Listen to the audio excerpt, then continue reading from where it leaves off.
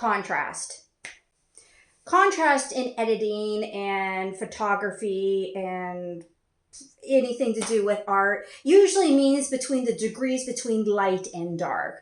But contrast in grammar and literally almost any other discipline usually means that things are very similar, but for the benefit of learning more on the topic, we are going to look at the differences to see if we can learn more. And today we are contrasting two words. Our word for the week is ameth.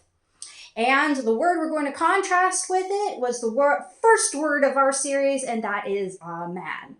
Now, amen means to be firm, supportive, like a beam structure holding a building or a door frame.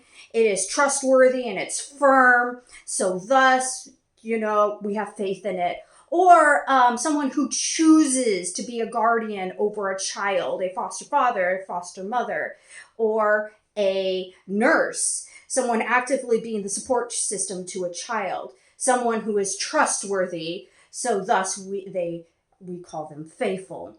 While ameth has the firmness and faithfulness, but it leans more into truth. So the very first time ameth is used in the Bible is Genesis 24, verse 27. And a servant comes from Abraham, and he's going into a foreign land looking for a wife for Isaac. And he finds her, and he's talking to the family. And he says, "Praise be the Lord. The God of my master Abraham has not abandoned my master with his kindness and his faithfulness to my master." And faithfulness is translated a lot in other versions as truth.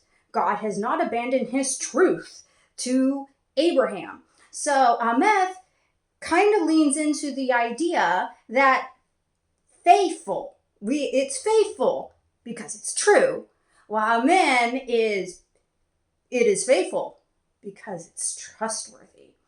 And so as the servant was continuing on, he uses this first word like 3 times, calling on God's truth, God's faithfulness in his truth. I thought that was actually pretty interesting.